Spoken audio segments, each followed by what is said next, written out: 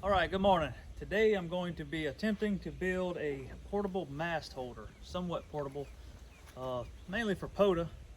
I've got this 40-foot, 12-meter fiberglass spider beam pole, and the last couple times I've used it, or really the only couple times I've used it, I've either propped it up in a tree, secured it to a small bush, something to hold it, but I need something where I can get out in the open.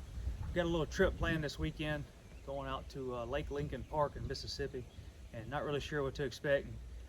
Also got another trip this fall going towards Grand Island. It's a lot of marsh, no trees out there, so I need to set something up where I can secure this mast pole with no tree or no support. So I'm gonna start out with a 2-foot piece of 3-inch pipe.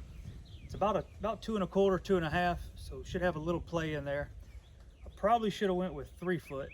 We're gonna try 2 foot. I'm gonna try to be compact as I can be. So 2 foot of 3-inch pipe. I've got a cap. Try to find a cap with a flat end. This is going to be the bottom. And on the top, you'll get you a toilet flange, a 4-inch toilet flange. That way it fits over the 3-inch. Preferably a new one. That's going to be the gist of it. Then we're going to have 4 carabiners as guide wires, north, south, east, and west, with 4 stakes at the end of each guy wire or guy rope. We'll be using these, let's see here, these cam jams. They're real simple. I'll be able to hook them to the top, tighten them up. Then at the bottom, I'll just tie a knot and have these little S-beaners to hook into the ground post. Now, one thing I want to try here, I've got a 1-foot piece of 1/2-inch all thread, and I want to secure this to the bottom of the cap. And I'm going to attempt to grind this down and make it pointing. I'm not going to glue anything because the pressure is going to be pulled down. It shouldn't come apart. Also, it may be easier to pull this off and just hammer the cap down, get the base planted, and then put everything on top of it and then secure the guy wires. So that's the plan. Got a couple washers, a couple bolts to secure the all thread, and I think that's about it. Got these jokers for about $10. I thought it was 2 8-footers, but it was 1 8-footers with 2 hooks. So what I did is evened it up, cut it right in the middle, and a little trick here, keep that end from fraying. You can either tape it up with electrical tape and then cut it in the middle, or cut it, and as soon as you cut it, go ahead and tie you a little square knot in the end of it. That'll keep that rope from running and fraying up. And then just cinch that up real good. Just a simple little square knot, shoe knot. All right, I've got the end grinded down. This could easily be done without grinding the end down. A lot of the WMAs down here in South Louisiana is just trees everywhere, and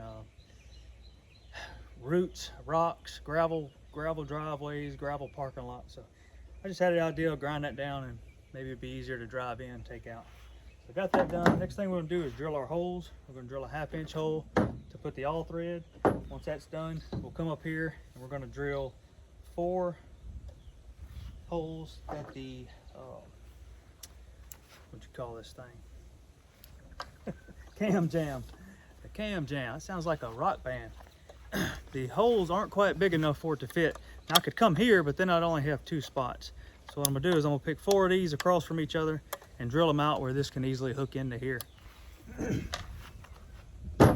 Also, what I did on these ropes, I told you about the little square knot to keep it from running. I'm gonna make another knot, a little loop on the end. What I'll do is I'll take that, double it over, and then I'll wrap it around itself to form a loop. So, coming around the tree and back through the hole. And that'll form a little stationary knot that won't run on you. It should look something like this. And here's a little word of advice. If you can't tie a knot, tie a lot. And so on that end, I'll have my little S-beaner hooks. So this will be hooked to the guy rods on the bottom, and this will hook into the flange on the top. And then we'll be able to easily adjust it by just pulling this down, and that'll tighten it up.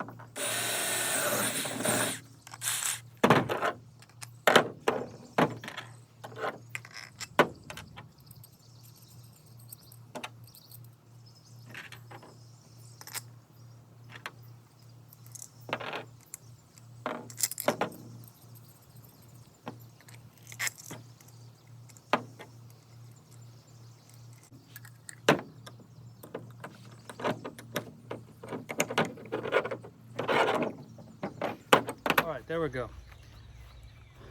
So I wanted to use a washer, make sure it didn't pull through. Also, another little deal here. I've got a bolt in there with a washer, so a washer on both sides, sandwiching the plastic. I've also got this deal. I don't know what you call that, but it's got a longer threads, and I sucked it all the way up to the top, thinking that it would give me something to hammer to. I could hammer directly on this, not the plastic. Also, this longer shank here should keep it from damaging the threads if I want to take it apart or change it out later.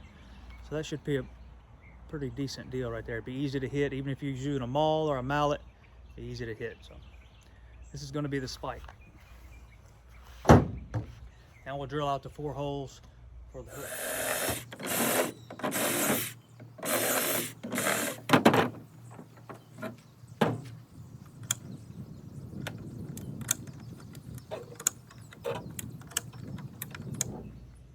All right, let's see if this thing works.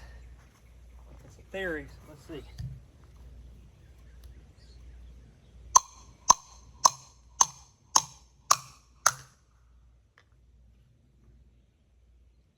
Well, that's a fail. Didn't even hit the cap. It just shattered. All right. Back to the drawing board.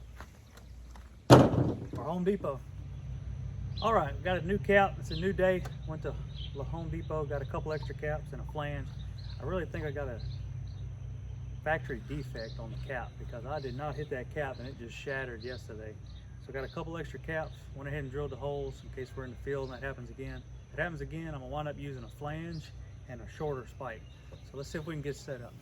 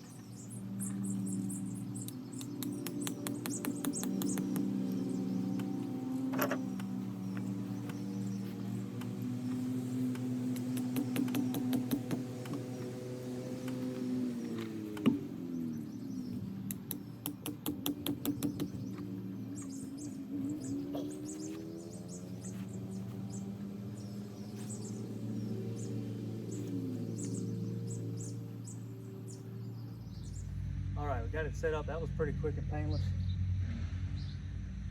See how sturdy it is once we get the pole up. I wish I could have got it yesterday.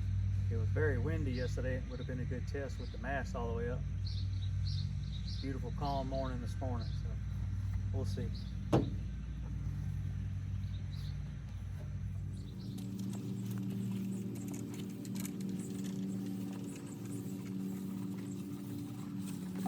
pretty stable though. Push it around. That's 40 feet, 12 meters in the air. So.